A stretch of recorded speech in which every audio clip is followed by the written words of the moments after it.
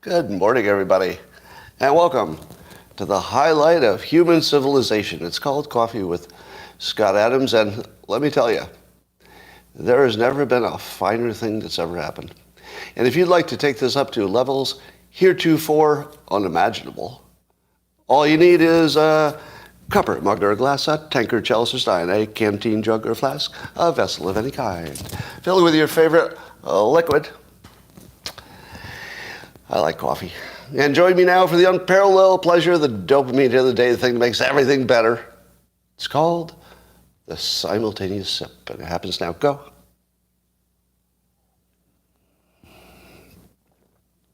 Oh.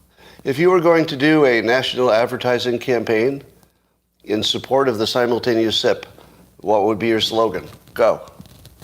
Slogans. Has to rhyme, has to be fast, has to get to the point. Don't miss this. Don't miss the sip. Don't skip the sip. Don't skip the sip. Don't skip the sip. Yeah, you can't top that.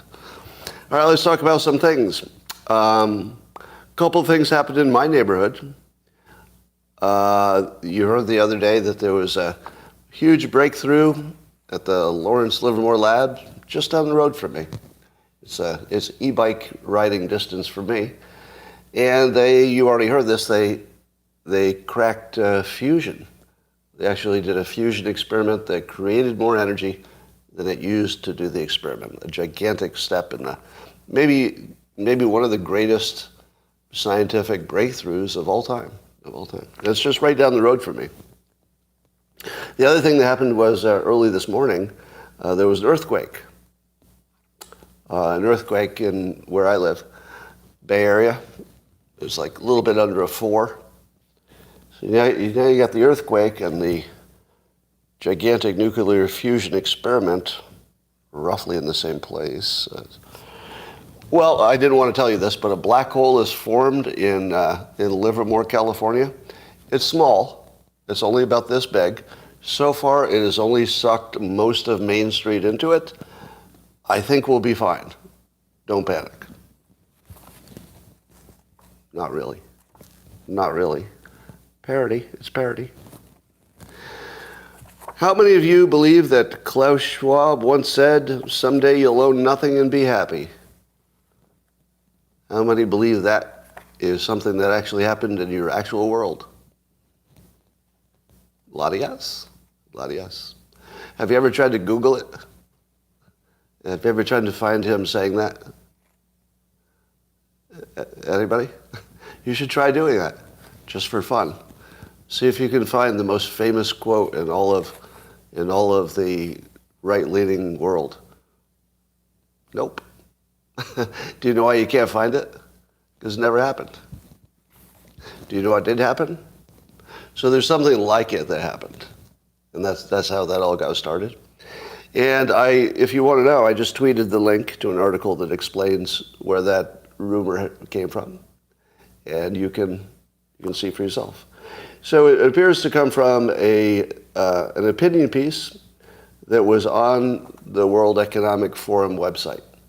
So the first thing that's true is that there's something like that opinion that was, in reality, in truth, part of the World Economic Forum website, I think. So it was associated with Klaus, but you'd have to read the context. The context is not, we want to do this for you. It was more like, this is what we foresee might happen. Is it as bad as it looks? That sort of thing. It was an opinion piece. It wasn't somebody saying, hey, let's take away all your property rights, something like that. Now, does anybody, would you have a problem if you knew it was an opinion piece that was saying more like, well, this stuff is already going to happen? For example, the existence of Uber allowed at least one person I know who had plenty of money to not own a car. And I remember talking to him, and he would say, I don't need to own a car now because where I live, Uber is just always available and it's just easier. And I thought to myself, well, there you go. Perfect example. There's someone who doesn't own a car, who easily could. He's rich. But he doesn't own a car and he's happier. And that's basically the essence of the article, is that the free market would create situations in which you optionally could own something or not. And if you decide not to, you might be happier. Do you know what I was thinking about all yesterday? Is how much I don't want to own a car. All yesterday. Because I own an automobile. I don't know if you've heard of one of these. I drive something called a Christmas tree. Have you seen one of those? It's a Christmas tree. And it's like an automobile. It has a steering wheel and it has tires that often are inflated. Those tires often have the proper amount of inflation. But otherwise, on the inside, there's this thing in front of you, like an electric panel, that is lit up like a Christmas tree. So it's usually telling me, this is broken, and that's broken, and you better get a service, and your tires are flat. And so when I get in my car, the Christmas tree comes on, and I feel festive. I feel very festive. But as I was walking 3 miles to pick up my car with my flat tire yesterday, it was being serviced, I got home, and of course the parking assistance doesn't work, which is why I ran my car into the side of my garage door, because I was waiting for that little light to say, you're getting a little close to the edge of your door, and when that little thing goes on, I'm going to stop. Well, it wasn't working, so I just took out part of my garage door and my car. It was about a $5,000 expense, because BMWs don't have good electrical systems. I'm just going to say that. I once bought a brand new BMW, two cars before this one, and the entire electrical system failed as I drove off the lot. As my car, literally, as I pulled out from the lot, brand new car, the entire electrical system of the car failed. It was still running, but there was no electrical. Just the whole thing failed. Just sort of back onto the lot. Now, how many of you have heard me tell this story about my weird association with electrical and mechanical objects? That it's a theme my entire life, which I talk about all the time. I can make streetlights stop by walking under them. I've done it a lot. Things just don't work around me electrically. It's a very consistent thing. So my automobiles always have, and so I wanted to ask this question. 95% of the time I drive any automobile that's mine, my own car, there's a warning light on the panel. How many of you would say the same? That 95% of the time you drive your car, there's a warning light on. 95% of the time. I'm seeing a few yeses. Yeah. Yep, yeses. Now the reason is, it would be a full-time job. The one that's broken now is this PDC light or something that tells you if you're close to something when you're parking. That warning light has been on for months. Have I fixed it? Yes, of course. I've taken it in twice. And when I take it home, it stops working. Now, every time I turn it on, I have to clear the error before I can, use my panel and stuff. Every time. Now, let me ask you this. How many things in your life are there that if you took an hour, you could fix it, but you never have an hour? So you accumulate all of these things that you're just temporarily making not bother you. Like for the last several days, I drove on a flat tire that I knew was flat. Why? I didn't have an hour. I just didn't have an hour. And my whole life is full of things like, driving on a flat tire. Totally normal for me. Because, do you know how many problems I have with my computer? My lights, my plumbing, my whole house? Almost all of it is a little bit broken. All of it. Every one of those would take an hour to fix. But if I did everything, it would be like thousands of hours. I don't have that kind of time. So I live in a world where everything's broken. Everything's broken. Everything I own is broken. All of it. A little bit. Now, you know what would solve that problem? Does anybody know how to solve that problem? Of owning just a lot of shit that's broken all the time? Say it. Say it. Thank you. You know what would be great? If I didn't own anything. Then I'd be happy. I'm not joking. I'm not joking at all. The idea that not owning things would make you happy is something you might not understand unless you own enough stuff. If you own enough stuff, you don't like it. If you don't own stuff, you really want more stuff, don't you? If you're struggling, the whole time you're thinking, I wish I had more stuff, nicer home, better car, right? It doesn't make you happier. It really doesn't. I mean, I'd still prefer it, but it doesn't get you close to happy. You got to do other stuff for that. All right, let's talk about Aaron Rupar. Has Rupar been brought back on Twitter yet? It looked like Musk he ran a poll about when to bring back the people he had just banned. And I think the poll said bring them back. And I believe I saw just a few minutes ago that he was going to do that. So anyway, Rupar has given some interviews. And his defense for what he did, which was referring to Facebook still having information on Musk's airplane's location, his argument is that wasn't so bad and it didn't really endanger Musk because all he did was make it much, much easier for somebody to hurt Musk. And his point is that if somebody wanted to, they could still work a little harder to hurt Musk and his family. But all he did was make it a little easier and more convenient to hurt them, and that shouldn't be wrong. That sound like a pretty good argument? Well, let me tell you my opinion. Independent of whether he should have been banned for his tweet, most people would say, there's an argument both ways. But independent of whether the first tweet was bannable, his response to why he thought that tweet was okay should ban him for life.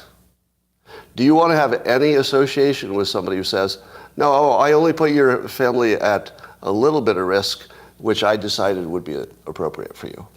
I would like to take on was a right-leaning misinformation site. Did anybody see them ban? It doesn't seem like YouTube always fucks with me when, maybe it's because I swore. I don't know, it's possible. Anyway, could be a coincidence. But do you remember that the FBI was warning Twitter that that when Rupar was spreading the Fine People hoax, as he frequently does, that would influence the elections? Do you remember the FBI tried to get Aaron Rupar removed from Twitter for spreading the Fine People hoax, which was such a defining moment in American history that Biden actually based his entire campaign on it. But luckily the FBI was watching, and they wouldn't want the election to be, affected by a hoax. So the FBI immediately reported to Twitter, and then Twitter removed all of the references to the Fine People hoax because that would affect. No, that didn't fucking happen. Of course not. Not one of those things happened. The entire hoax quiz of now 20 fucking, I think there are like 20 fucking hoaxes. Do you think the FBI targeted or tagged any of those hoaxes? Of course not, because they were all left-leaning hoaxes. None. Now, if you ask the FBI, would they say, oh no, the things we're concerned about would be election misinformation such as what day the election is. So a number of the examples were people who were joking that the election was on Wednesday, right? Maybe they were joking, but maybe not. Now, I don't mind if those get banned, or at least, temporarily. I don't have any problem with that. Do you? No, I get free speech and all that, blah, blah, blah. But do you have any problem with a social media network banning misinformation about the day of voting? Maybe a 1-week ban or something, right? Or maybe even put a notice on it. Put a notice on it. This is fake. Something like that. But I don't really have a problem with that. I don't have a problem if Twitter handles it with a notice. I don't have a problem if they suppress it. I don't have a problem if they. I think I wouldn't favor a ban for life, because I think it's just trolls messing around. Like, it's not quite that level. But I would definitely act on it. I don't think that would be inappropriate, because that goes right to the heart of democracy, right? Or the republic. It goes right to the heart of it. You got to show up on the right day, right? So I'd be okay with that, as long as they didn't, put anybody in jail for it or anything. But they did more than that, didn't they? The evidence suggests that they were banning funny memes that didn't have any informational value, really. So,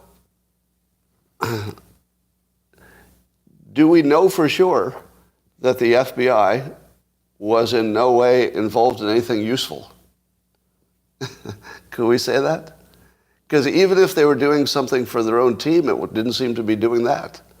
The accounts that they were targeting were all these minor, unimportant accounts that who knows if they had any effect at all. And I'm sure that whatever rumors they were trying to stop, they didn't stop at all. Do you think, can you name a rumor that the FBI tried to stop that you haven't heard? Anybody? Is there any rumor that the FBI tried to stop based on the files? We don't know everything they did. Did they stop any rumor? I don't think so. So why were they there? What a lot of it looked like is just a bureaucracy doing what a bureaucracy does.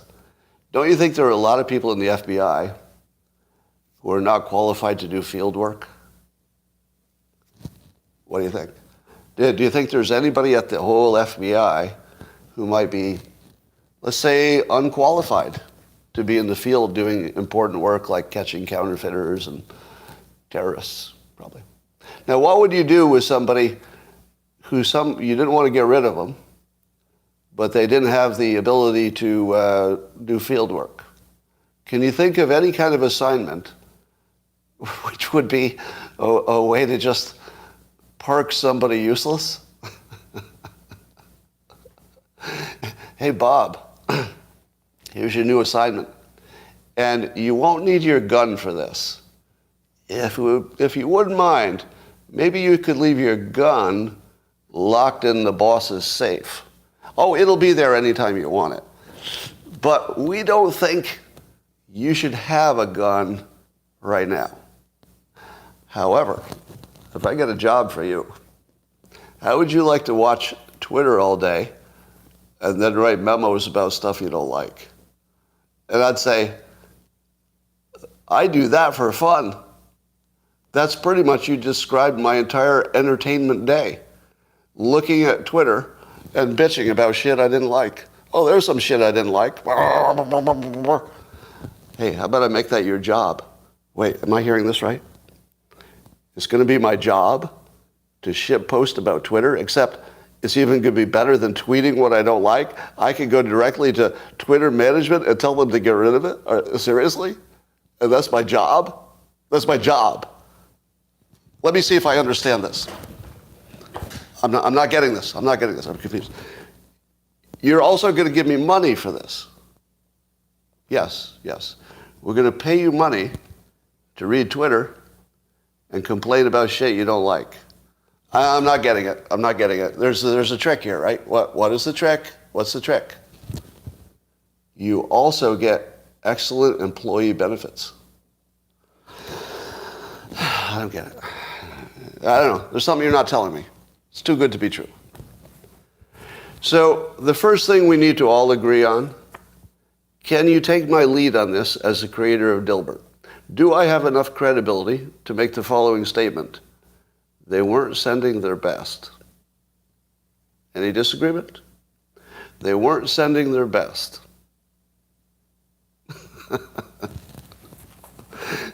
That's got to be part of the story. Has anybody mentioned that yet? It's got to be a huge part of the story. Imagine this. Take any large organization. Could be government, could be the FBI, could be Congress, could be any business, could be Apple Computer. Let's say you took Apple Computer, I would imagine, some of the finest employees ever selected for a major business. Would you agree? They have very high standards. It's very hard to get a job at Apple. The finest employees in the land at Apple. Now imagine if you had some way to identify the 10% or less, let's say the 1% of Apple employees who are not good, because there's always some, right? You can find the worst employees at Apple. Now let's collect them all together and put them on the same project.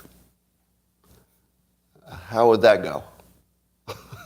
Remember, they're Apple employees, and some of the best in the world, but for this one project, you did somehow scour the organization to find the worst 1% of the employees, and they're all working on the same project. That's what the Twitter files was. There's a bunch of FBI people who are not qualified for real work, doing some of the most important work in the country, because we didn't know how important it was at the time. Now, I didn't really see anything that they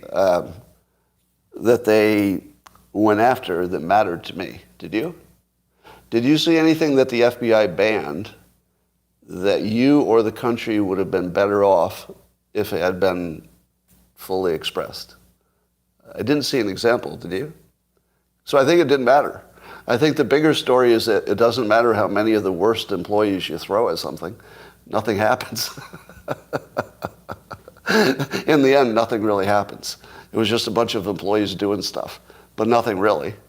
They didn't change the world. They didn't change the election. They didn't support the election. They didn't protect the election. They didn't protect the country. They didn't support Twitter. They didn't protect the public. Actually, nothing happened. It was just 80 bad employees bitching about Twitter and making the Twitter employees really busy. I'll tell you what I didn't see: a finely oiled deep state plot. Didn't see that. And Matt Taibbi also explains it in his own words better. It's not so much that there's a deep state with some kind of a organized structure that's moving the puppet strings. It's just a bunch of bureaucracy with people who have often common opinions. But it's basically just a rat's nest of bureaucracy doing whatever the rat's nest can do. And basically that's it. So basically the FBI, 80 FBI people working with Twitter was a rat's nest of no particular importance. Now, the fact that, as far as I know, it didn't change anything, does that mean I'm okay with it? I hope my audience is the ones who can handle nuance. I hope I've filtered you well enough that you can, right? I'm completely against it. I'm completely against the FBI having practically a permanent role at Twitter. Completely against it. But the fact is, it probably didn't make any difference. Any disagreement? Or let me say, nothing has been reported yet where it made any difference at all. Did it? You say it did, but would you agree there's no evidence? If you're saying you think it did, I won't disagree. I'm just saying there's no evidence of that, right? Hunter's laptop, was Hunter's laptop because of these 80 FBI? No. The 80 FBI employees were not the cause of the Hunter laptop. I believe that came from actual management and, a conversation. So it did come from the FBI, but if the only thing that was happening was those 80 people reporting stuff, probably it wouldn't have happened. Because I think it was just 80 employees bitching about stuff. We don't know. But anyway, let's agree on this. Here's our point of agreement. I think nothing's been demonstrated that was bad. You think maybe it has. But we both agree that whether it has or has not been demonstrated by the information we have, you can't let it stand. It's not a situation we can tolerate, right? Because the potential for abuse is so obvious. The fact that maybe there's no direct evidence that I've seen personally doesn't really mean much. You can't have a situation with that much exposure. That's a clean, easy decision. And Musk is making the right one, I'm sure. All right, here's the dog not barking. If you took everything you saw about the FBI, as I said, I don't think it mattered too much, except maybe that laptop story, which I think would have happened in any situation. But what's the biggest thing you're still wondering about Twitter suppression, not counting the COVID stuff, not counting COVID? What's the biggest remaining question you have about what was really happening at Twitter? Go. Something that hasn't been addressed. We heard a little bit about we do have questions about the underage stuff. You're right. Here's what it is to me. I still don't know the answer to whether an account like mine, and specifically mine, but those like it, who have no strikes against them, why were we shadow banned, and who made that decision? And were we? Could it be confirmed? So the first question is, could it be confirmed that I was ever shadow banned? I mean, it looks like it in every way, but I still need confirmation. Could be some other explanation. So number one, why don't we know? How is it possible that I don't know the answer to that at this point? It's the biggest question. Because the accounts that the FBI tagged to get rid of were small accounts of no impact. I'm not a small account of no impact. I actually move probably tens of thousands of votes. And I got shadow banned. So if somebody shadow banned me and if they did it by name, as in I'm on a list, if that happened, there's no evidence of that.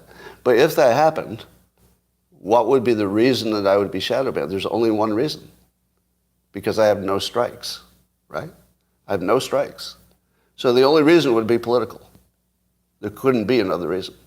Like I've given nobody any reason otherwise. So, question number one, am I shadow banned?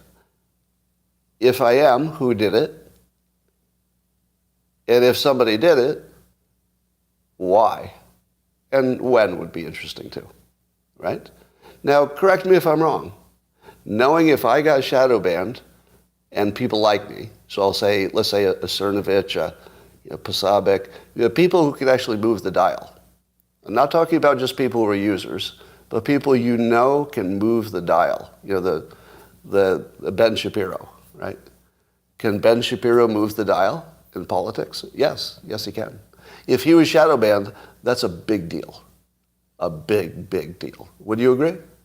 Now, I don't know that he was shadow banned. I have no direct evidence of that. But if he was, he also, I believe, Dan Bongino. But now this is interesting. Dan Bongino was called out by name as somebody who was shadow banned.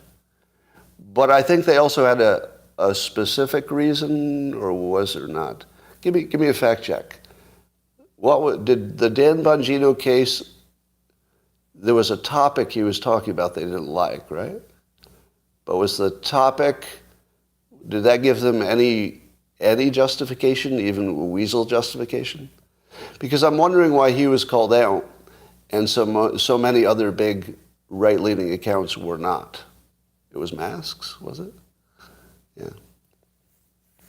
All right, so we heard some anecdotes, but why would Dan Bongino be? You can tell me that those accounts did or did not get shadow banned. That's the whole story. Am I wrong?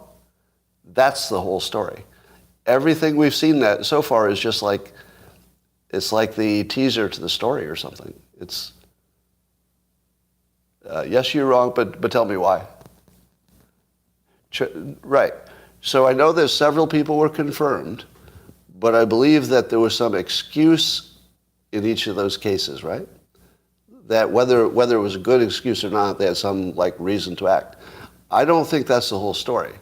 My question is, did people like me get picked up by the algorithm without doing anything that anybody detected as a problem? Because if the algorithm was just saying, oh, you tweeted, if I tweeted Bongino 3 times, do you think the algorithm would have started suppressing me just automatically? Why wouldn't it?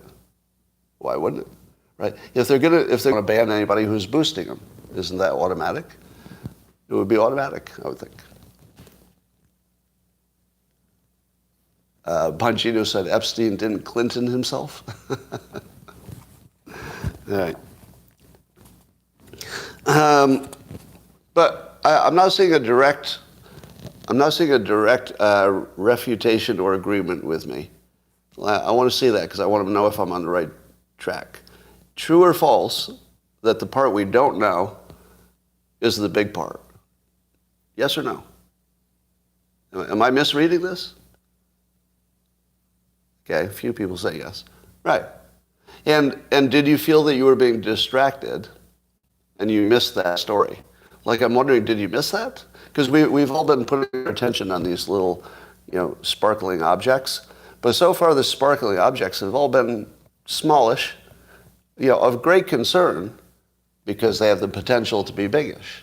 So that's why you have maximum concern, even if the examples so far are not fully expressed as bad.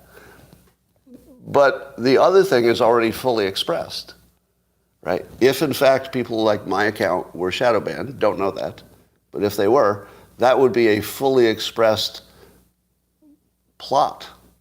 The other stuff is just stuff that could have been bad, but it's a good thing we stopped it when we did. The other stuff is what actually happened, if it happened. All right, too much on that. All right, would you like your head to totally explode? This is just a question. We'll see if I can make all of your heads explode. There were 80 FBI employees looking at content on Twitter. That is now confirmed. How many FBI agents were continuously monitoring TikTok and reporting to TikTok's management what things should be removed? You don't know, do you? It might be. Might be. Now, it might be that the FBI is monitoring TikTok, and it might be that they are reporting things. But we might expect that TikTok would not necessarily respond. Or TikTok might respond. TikTok might respond to the ones that are just really clean, like this is misinformation. I could imagine that TikTok would take down a video that said the wrong day to vote. I can imagine that. I can imagine FBI telling TikTok to take it down. And I can imagine TikTok knowing that that's not where the big win is for China. China isn't playing small ball. They're not like, oh, I'll start this little rumor and that'll cause some chaos. It's not small ball. If China wants to weaponize TikTok, it's going to be through the major persuasion in general. Telling you to go crazy on climate change if they think it's not going to help you, that sort of thing. So it would be a whole topic persuasion. That's the danger. So I wouldn't be surprised if FBI is in fact watching TikTok and in fact reporting things that look bad, and maybe TikTok is taking some of them down. Maybe. But wouldn't you like to know? It feels like a really important thing to know. Now, if I'm seeing Angela laughing at me. Now, if you say, Scott, you know they're not, you could be right. You could be right. I don't know. But we'll see. It's a big story. I don't know why we don't know the answer to it. Have I ever mentioned to you that analogies are the best way to know that you won a debate? So, but I feel like I've never explained why. And I've had so much confusion about that. I'm going to try it again. Analogies have two functions. One of them is good, and I support it. The other one is ridiculous, and I don't. But if you just say they're all analogies, then you miss that distinction. Here's a good analogy. I'm going to try to explain this thing called a zebra that you've never heard of because you're from another planet. But somehow you've already learned what a horse is, right? So I'm going to do a quick definition of a zebra. All right, you remember a horse? Imagine a horse. Now imagine it's white and black stripes. It's a little genetically different from a horse, but that's basically that's the idea. That's a good use of an analogy. Why? Because all I did was quickly bring you up to speed on something that would have taken longer to explain. Okay? And you would all agree with that as a good use of an analogy, right? Good use. Now, what's a bad use of an analogy? A bad use is that the logic of, or the situation in one analogy can be ported over to the other one. You can't port logic from one analogy to the other. Well, if it's true in this unrelated story, it must also be true over here. Now you notice none of that is the case with my zebra horse thing. The zebra horse thing, everybody would hear it and say, oh, thank you. I understand the zebra better now, right? Everybody okay so far? The zebra one gives nobody anything to complain about when it's done. That is a complete, perfect approach. Now I'm going to show you a bad analogy, and I'll explain to you why it's the end of the conversation. Again, I'm going to put some ground rules here. This is not a conversation about whether masks should be used. We're all anti-mask. We're all anti-mask. Let's not talk about that, right? But I'm going to talk about something related to it, and it's the related to it part that's important. We don't want any mask mandates. Let's not talk about that. But in the conversation I had with a woman who was talking about whether the initial viral load made any difference. So that was the conversation. And what do you think? By the way, just check in with you. Do you believe that if you were exposed to more virus initially, that you would get sicker? What do you think? What's your current understanding of that? So, like everything, the science is not as good as you would like. But there is a preprint, there's at least one preprint, that says that people who lived in a house with somebody who had COVID. So, in the conversation, somebody jumped into the conversation with this analogy. And the analogy was this, because I'd been making the argument that any kind of a barrier makes a difference. It just might not be enough difference to be worth it. So for example, right, like less than 111%. That's all. That's my entire argument right there. There's no such thing as a barrier that doesn't have work, right? So I'm going to put up a chain link fence. Chain link fence. How's that do for the hurricane? Bingo, gotcha. Gotcha. Analogy has made you look like a chimp. So I guess we're done here, right? I don't think you would even detect the toe. So my critic has a good point, doesn't he? Right? Have you ever go sideways and up and down? And that's the argument for why masks don't work, right? Because the stuff gets out. If it's a poorly fitted mask, it gets out anyway, right? So I said this, walk up to that fence and blow on it. If your air goes sideways and up and down, then it'll stop a hurricane. If you give me a chain link fence that'll do the same thing as a mask, which is it redirects some of the air sideways and up, yes. If your chain link fence could do that, it would stop a hurricane, right? So now you say to me, Scott, you're arguing like the details of an imaginary situation with a hurricane. You're wasting your time. Exactly. That's the point. As soon as you talk about an analogy, you're in a different conversation. It's just a different conversation. It tells you nothing about the one you're talking about, right? So remember, if it's like the zebra, it's a good analogy. It just said something that everybody understands and agrees with. There's no debate on the zebra. But as soon as you get to chain link fence and hurricane, that's just a different conversation. Because your mask is not a chain link fence.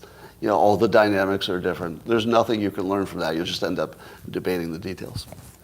Anyway, so after this long conversation with the woman who was a subject matter expert on masks, I did what I should have done the first minute, which was, because the problem seemed to be a logic problem and not a knowledge problem. So right away, I was like, we're losing the audio on YouTube. So right away, as soon as the conversation happened, I kept thinking, why is it, it's almost like I'm talking to somebody who doesn't understand reason and logic. Yeah, she's an author. She's a writer. So I was having a science conversation with an author. And it went exactly the way you think it would. Exactly the way you think it would. I couldn't even, and in the end, it ended up being just a logic disagreement and not a factual disagreement at all. Although she would disagree with that. Do you know why she would disagree with my characterization of what it was. She's a writer.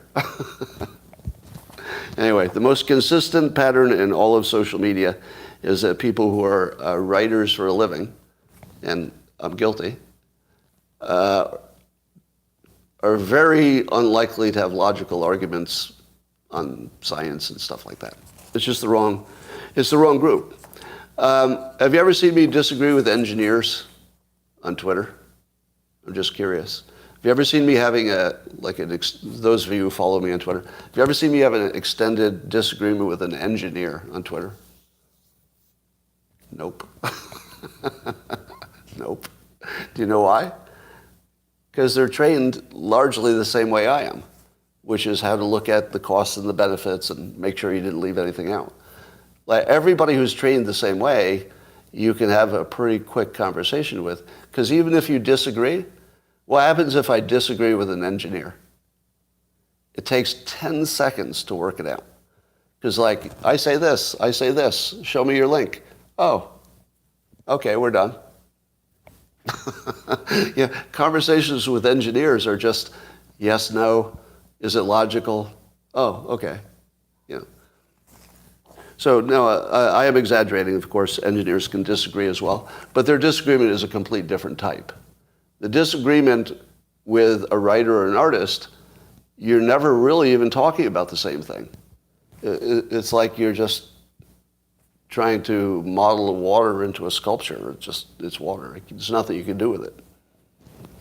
With an engineer, at least it's an actual disagreement, so you can work it out. What do you think of the United States deciding to arm Taiwan much more aggressively than we've done before and giving them much better weapons so they can defend against China? Good idea or bad? Good idea or bad? I don't know. Yeah, this one there's no way to game it. The only thing you can know for sure is that the decision will always go in the direction of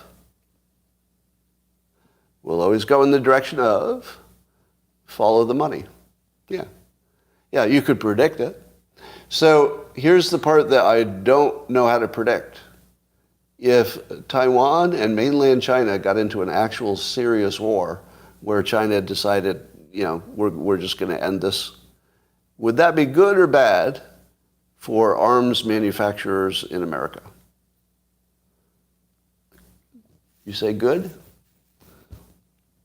I don't know, because that one's a tough one. Because it would be good in terms of maybe immediate orders for products. So that part we could agree on. It would definitely boost orders. But remember, the people who are operating in their own self-interest still have to live in the world. So there's no arms manufacturer who's going to start a nuclear war to sell more arms, because that's so clearly not in anybody's interest, including the arms dealers, because they would be dead just like everybody else. So I think the arms dealers have to play a game where they have the maximum amount of conflict short of a nuclear confrontation. Now, I think that they went as close to the line with Ukraine and Russia as anybody should ever go. Agree? Right? They went closer to the line than most of us would have said would have been prudent. And here's the problem. You see the problem? So far, they fucking got away with it. That's a problem. The experience in Ukraine is that Russia, so far, is backing down from nuclear use. That is the most dangerous fucking situation we could ever be in. Because that allows those same arms manufacturers to say, Ukraine, Taiwan will be fine too. What would that be? An analogy. That would be an analogy. There's no reason to think that because Ukraine has so far now sparked a nuclear war, that anything we did involving Taiwan and China would turn out the same. That is a big wrong assumption that somehow those would be similar. The Ukraine war, you can never anticipate the real ripple effect of what a war does. Because sometimes you create new technologies because of the war. And it's like, great, at least that part of it. And sometimes there's some lingering thing like, the end of World War I, some would say, maybe you could debate this, but some would say the way we handled the end of World War I wasn't good news because it basically created the seeds of World War II. So I've got a feeling that the Ukraine situation is really going to screw things up for Taiwan. I don't know how, but I hate that we're going to be informed by one thing to handle a separate thing. China needs Taiwan's chips. But, if they thought they could conquer Taiwan in a month, they would have their chips. They just have to rebuild just don't bomb the chip factories. China would just have to not bomb the chip factories. And if they thought they could gain control in a month, they'd be fine. Yes, we're pronouncing zebra, not zebra. I'm getting a disagreement that zebra should be zebra. Now, I don't know what country you're from with your zebras, but in America, damn it, they're zebras. Zebras. Australia? British? We don't know. All right.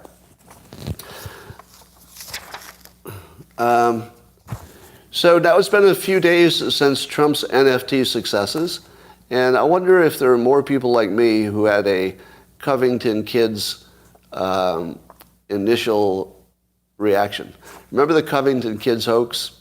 When you saw the first deceptively edited videos? My first response was, God, I hate that kid. Frickin' jerk. Just like being a jerk to this guy in public. I hated that kid. And then you see the full video. Nothing like that happened. Completely opposite of what the deceptive video was. Yeah, it was a Rupar video. And I think that happened to me with Trump's NFT. Would you like me to admit I was wrong? Because I hear that I never do that. There's a rumor that I never admit when I'm wrong. Have you heard that rumor? It's widespread. And yeah, the funny thing is, nobody does it more often than I do. I'm going to say that in the world, nobody has consistently admitted when they're wrong more often than I do. Would you agree? If you watch me, you probably say yes. All right, here's where I was wrong. My first reaction to the NFT release, especially since he teased it as a major announcement, was, oh my God, he's done. He's so fucking done. Like, there's just nothing. There's nothing I can say good about this. It's just done. He's just cashing in. It's just done. Now, you saw that was my first response, right? Can you confirm that was my first response? Okay. I was totally wrong. Let me say, with no reservations, sometimes you hear me say stuff like, well, I was wrong, but really I was right if you looked at it this way. That's what I say about Ukraine, for example. Yes, I was wrong when I said Putin wouldn't attack, but I was really right in a way, because the reason I said he wouldn't attack is because it wouldn't work. It would go poorly, and that part I got right. So usually you see me saying, well, I was wrong, but not really completely wrong. This time, totally wrong. There's nothing I can say about this. I want you to accept my complete wrongness on this with no reservations. This was a good idea that worked out well. Here's why it worked out well. Number one, is sold out. And it was like a breathtakingly successful fundraiser, right? For the amount of work he put into it, which was one video, probably, and maybe he reviewed it or something. So he did probably 1 hour of total work and probably netted, we don't know, $2 to $4 million or something for like an hour. Whoever did better than that, right? The best fundraiser ever done, and he owns that now. Would you agree that for the bang for the buck, was that not the best fundraising ever done? Now, somebody's saying he did a license deal, which means that he doesn't get the full amount of that. But even as a license deal, it would be tremendous. Tremendous. So I don't know what percentage he gets. We don't know that. All right. Now, here's the other reason that it wasn't the disaster it looked like. He followed up quickly, once there was a lot of energy around him, he was getting a lot of attention, he followed up quickly with a very strong campaign video about free speech, which was free money, basically. He said exactly what his base wanted him to say, and he said it well, he said it strong, and I didn't see anything wrong with it. Like, I liked every bit of it. Now, who knows if he could execute, but what he said was perfect. So here he takes what I thought was this big mistake, but it created energy. And then, here's why I'm embarrassed that I didn't see this coming. He's an energy monster. We created all this NFT negative energy, and he just gathered it up, and then it put it behind the release of his free speech video. Now, who knows how much was planned?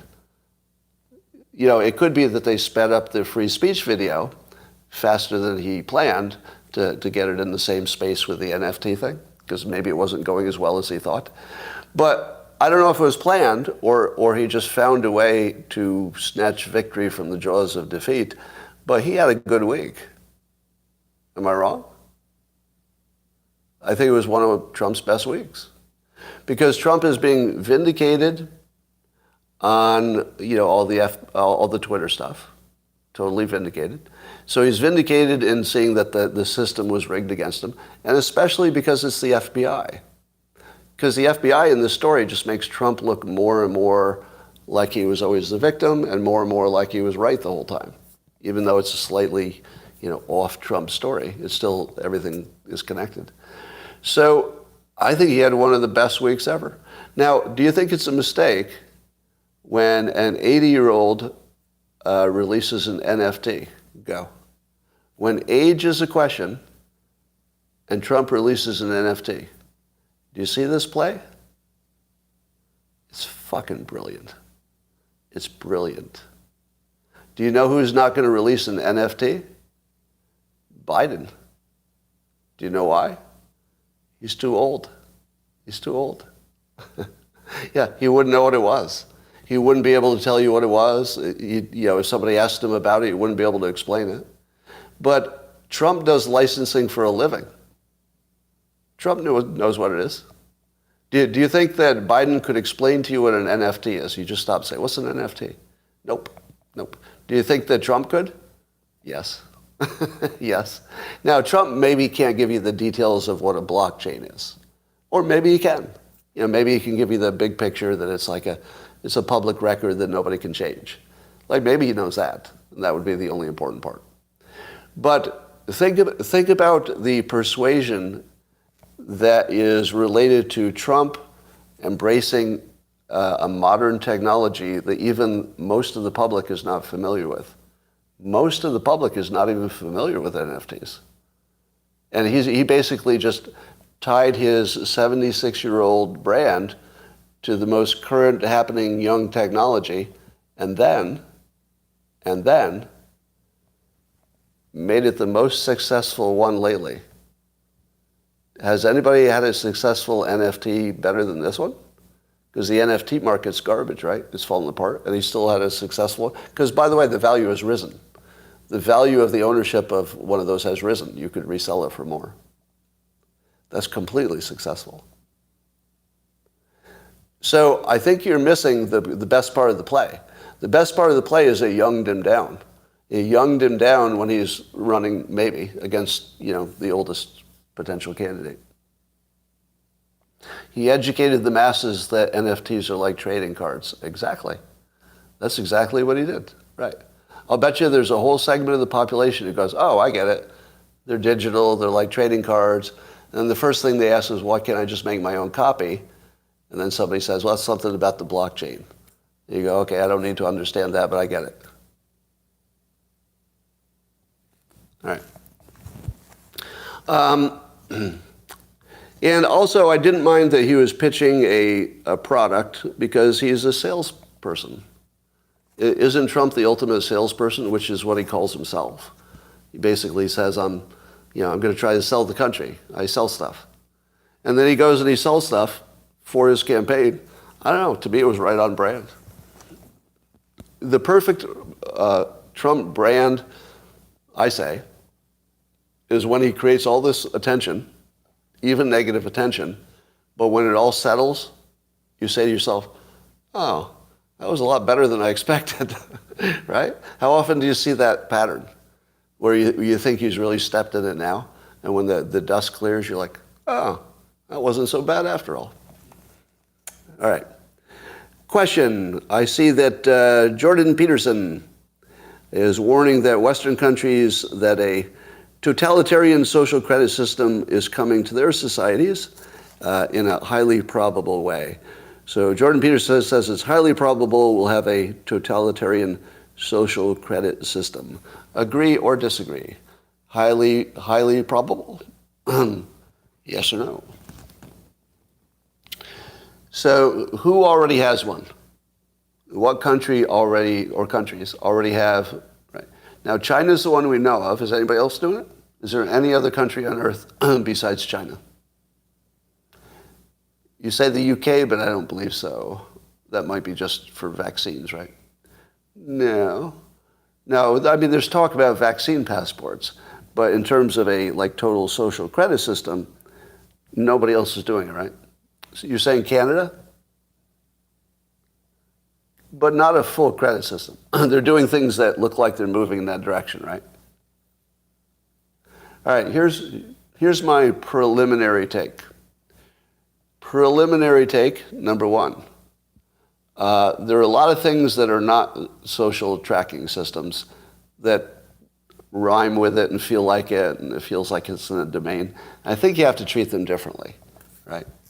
I believe that in the United States, and there's no way to prove this, because I know there's plenty of pattern recognition that goes against it, but in my opinion, in the United States, if we had implemented, and I'm not arguing we should have, I'm not pro-passport, but if we had, do you think that we would not, as a public, been able to get rid of it? Do you think once it was in there, it would just take root and it would just expand to a total full system? So a lot of you say, yes, that's exactly what the government does. When the government starts a program, it never stops it, right? That's the pattern, because the government always wants more power, and if they get your money, they never say we don't need it anymore. So whatever grows just keeps growing. All right, this is where we disagree. I'm not going to say that your reasoning is flawed. It's not. You do not have flawed reasoning, because your reasoning is based on pattern. The pattern is well established. Would you agree? It's a well-established pattern that this is exactly the sort of thing you don't want to trust your government with, right? But here's where I disagree. If it were unimportant, they could certainly get away with it, if we weren't watching and stuff. But I think that the United States, and I won't speak for other Western countries, but I think the United States wouldn't put up with it. So I think you need a totalitarian government to do it. And I think we don't have one. I think the base requirement of a social credit system is a totalitarian government, and we don't have one. Now, does that mean the government would not try to implement it? No, I'm not saying that. Definitely the government would try to get away with anything it could, but I don't think the citizens would allow it. Right? Don't think so. And it might be, there might be you can imagine a number of ways that would work. All right, here's one way. Embrace and amplify. All you'd have to do is say, if you're going to give us a social credit system, we want to be able to track the social credit system of Congress. And that's the end of it. That's the end of it. Because there's no way that Congress could impose social tracking on the public and say we're exempt. Let me say this as clearly as possible. If Congress ever said we're going to put a social tracking system on the public that will not apply to us in Congress, I will be with you to take over the Capitol building. I will join an insurrection. I will look to overthrow the government of the United States if they were to do that. That's why they won't do it. That's why I feel safe. Because that's a red line of red lines. I mean, no, you're not going to treat us as second-class citizens while you're exempt from your own rule. And do you think that they would say, all right, well, we don't like it applying to us in Congress, but it's so beneficial we're going to apply it to the people? Nope. There's no way that would happen. There's no way Congress would allow that to happen to themselves. And I think every one of you would confirm if they tried to impose that on us, the public, and make themselves exempt, we will sweep them out of office with whatever means necessary. Violence is allowed. Violence is allowed under that condition. So I'm not recommending any violence in any current situation. The whole context is we will never be in that situation. So in case you're monitoring me on YouTube for inciting violence, no, this is the opposite of inciting violence. I'm saying there's no possibility of inciting violence because the United States will never get to that point because Congress will never impose it on themselves. That's it. So, can I be sure that my predicted future is more accurate than those of you who have pattern recognition, which is operating quite well right now? Your pattern recognition is on point. Because if you say, this looks familiar, you're right. But you know what else it would be? Do you know what pattern recognition is? What's another word for pattern recognition? An analogy. Yeah, your pattern recognition, they're all analogies. It happened in this other case, completely different case, so I think it'll happen with this one. You're not wrong. You're not wrong. That pattern is a very well-established pattern. But the trouble is, if you don't look for what's different about each situation, you might imagine that the pattern can work in every situation, where it might be a pattern that is limited to some kind of domain. You have to look at the specifics. That's why analogies fail, right? You reciprocate this. Thank you. Would you stipulate that I'm true? That I'm right? Will you stipulate that patterns are really analogies, and if you don't look at the specific situation, you don't really know what's going to go on? Many of you just love your pattern recognition and will never change. It works most of the time. All right. So I'm not terribly worried about that, but it's not a zero. Musk said maybe yesterday morning or the day before that the coup de grace was still coming. Was the coup de grace what we saw about the FBI? Or is there something we haven't seen yet? Does anybody know? You're just guessing though, right? You're guessing it's the COVID files or you're guessing it's Fauci. But you're only guessing, right? Yeah, the coup de grace. All right. But we think it's still coming. I guess there's still a question whether there's something big coming or not. All right. Is there anything else that's coming? Anything else I missed today? Are you all having trouble on YouTube? Dead feed, buffering. Yeah, it looks like the YouTube feed is totally dead. Now, keep in mind, now, can you hear me at least? Can you hear me on YouTube? Give me a yes or no. Can you hear me? Because I can't tell if they have audio. They're all talking, but they're not responding to me. So I think that they can't hear me. Oh, it's good now. All right. So you should know that, let me do a quick check. So I've got two feeds going on two new iPads, both of them on the same Wi-Fi. The locals feed is working perfectly, right? Or are you having troubles on this one as well? Oh, they are. Well, I'm getting opposite. Some say yes, some say no. Okay, the sound is good. Yeah, I'm getting different responses. So I don't think it's my Wi-Fi. Would you agree? It's not my Wi-Fi, because people are getting different outcomes, and I have the same Wi-Fi for everybody, of course. So it's not on my end. It can't be. And it's not localized. It's not localized just to YouTube. So it might have something to do with just traffic or something. I don't know. So I guess that's another mystery.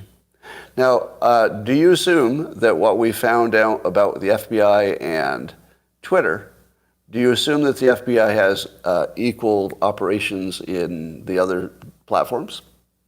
Do you think Google and YouTube and Facebook all have their FBI teams? Of course. Of course. Is there any chance they don't? Like, why wouldn't they? Now, the only way I could see that making sense is if they imagined that Twitter was sort of the tail that wags the dog, and if you get Twitter right, everything else ends up right, but I doubt it, because a bureaucracy would never ignore Facebook, would it? Could you imagine the FBI bureaucracy? All right, we're going to put 80 people into Twitter, but Facebook said no, so we won't have anything over there. That doesn't sound like anything that happens in the real world, does it? Because who doesn't take a meeting with the FBI? If the FBI says we want a meeting with you and you're a business, and you're not in trouble, they want to work with you to make your job better. Who doesn't take that meeting? Everybody takes that meeting. Everybody. Because they're just offering you a service. We have some information. We can help you monitor the bad people and the election interference. We'll do it for free. And you just have to give us a little, like, access or something. Who would say no to that? Nobody. Nobody would say no to that. Okay? This is the same argument I make about Don Jr.'s famous meeting with those Russian-related people in the last election, the first election for Trump. Everybody would take that meeting. It was just downstairs. and sure, they promised something they didn't have, which was some dirt on Hillary. Are you telling me that if you were part of a major campaign and somebody that you knew, it's not a stranger, it's somebody you know personally. Somebody you know personally says, I have something that will change everything, some dirt on Hillary. All you have to do is come down 2 floors and sit in this room for 5 minutes, and you'd have it all. 100% of the world takes that meeting. Now, if something came up in the meeting that was like a national security concern, should they alert the FBI after the meeting? Well, yes. No, that didn't happen. It was just a sort of a nothing meeting. But you don't alert the FBI first. That's stupid, because there's no indication of a crime. Why do you get the FBI involved when there's no indication of a crime? There's just somebody says they know something, and most people are lying when they say that. I mean, usually it's hyperbole, usually it's not what they say. First, you listen. Does anybody disagree with that? First, you listen, and then you decide, does that sound sketchy? If it does, then the second thing you do is call in the FBI. And everybody acts like it should have been the other way around. Like, immediately call in the FBI. For what?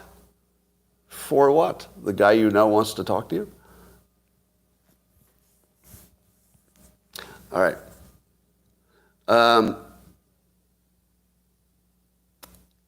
Soccer ball with a microphone? What?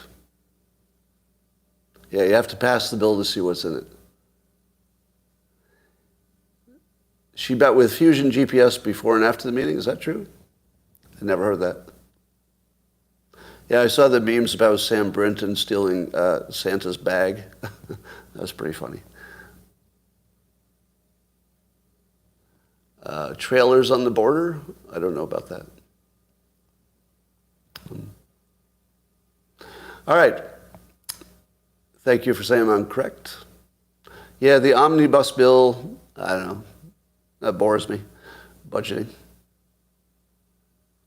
Don't forget, Jack doesn't know anything, Flower Girl says. All right, are you surprised that we've reached this point in the process about looking into the Twitter files where Jack is still not implicated directly?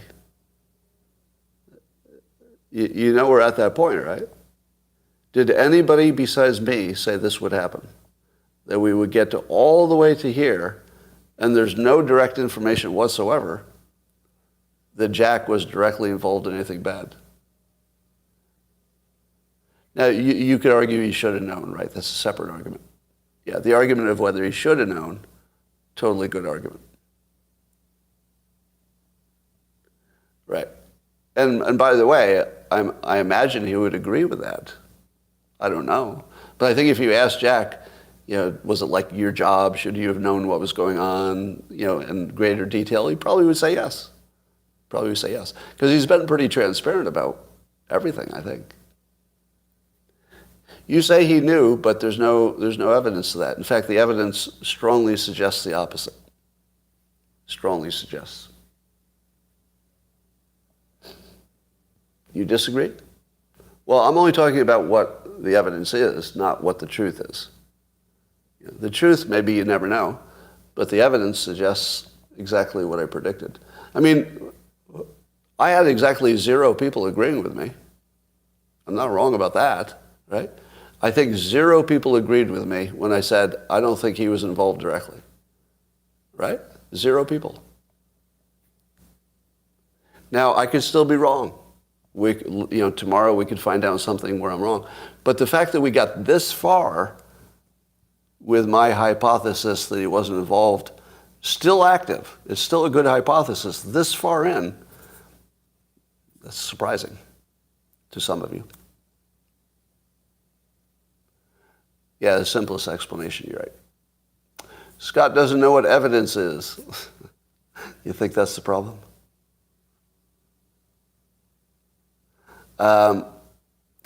Well, for those of you who are saying, I hear you saying that Jack was a bad manager, blah, blah, blah, because he didn't do it. But let me give you a different frame on this. Jack's management of Twitter did not begin and end with his role as CEO. It continues now. If you expand your frame, Jack managed it properly by selling it to, or supporting the sale to Musk.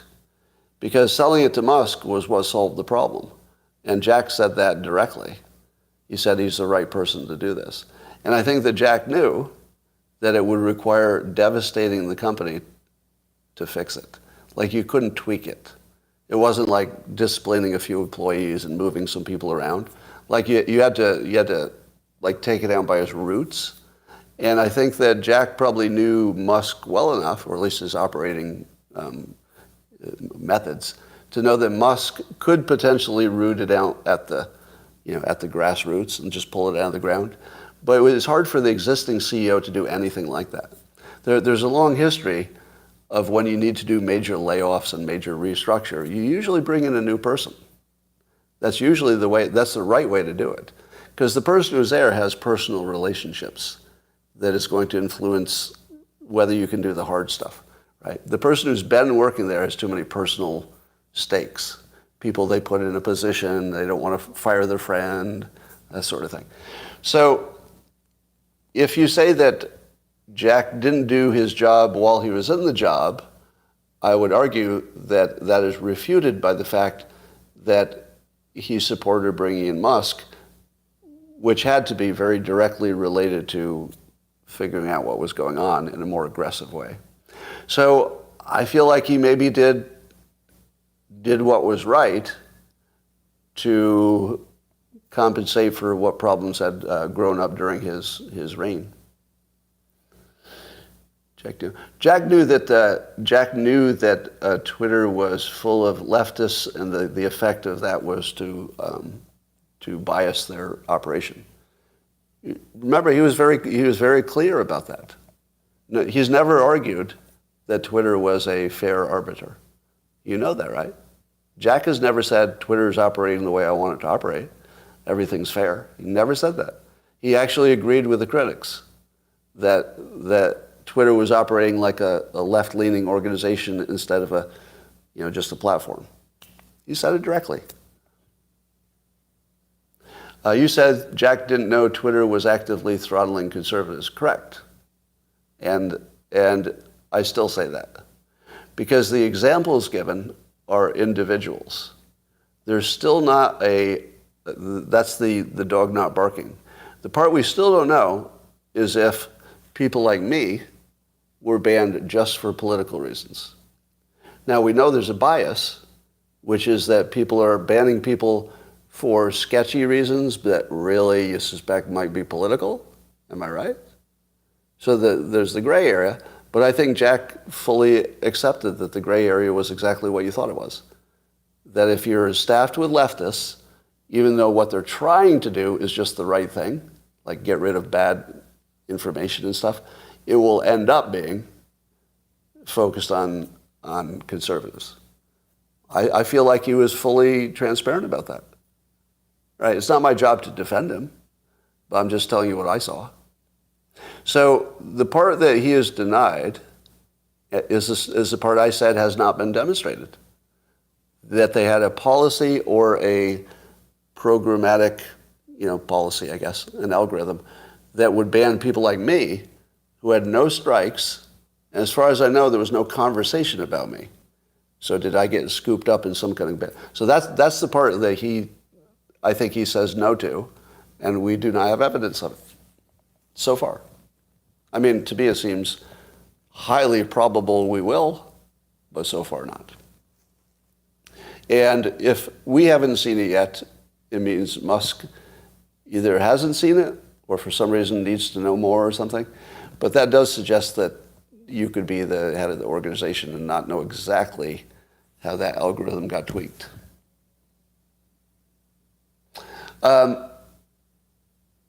Yeah, we all agree with the buck stops at the top, right? Right. Nobody's arguing responsibility.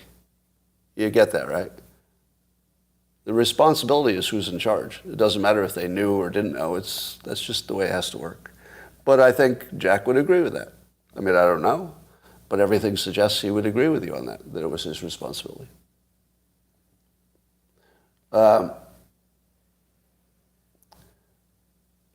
You say if Jack didn't drill down for the answers, that's unbelievable. Let me fact check you on that. Jack personally contacted me, a few years ago, when I was complaining that it was a shadow band. He personally introduced me to Dell somebody whose job it was to work in that area. I personally worked with her and quickly determined that she was the problem and that she knew exactly what was going on because she sort of started ghosting me when I got too close.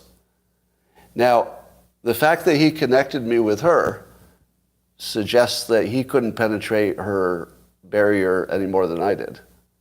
Now, he could have fired her, but that's why you need a Musk, somebody who just says, that's not an answer, you're fired, right? I feel like Jack was more of a, well, I'm not getting the answer I want, but I'll try harder. Maybe I'll see if Scott talking to you gets the answer. He was like working around the edges. But to say that he didn't drill down is inaccurate because I actually was part of a process of trying to drill down. It's just I hit an employee wall. A lower level employee was just a brick wall. But don't you think he hit the same brick wall?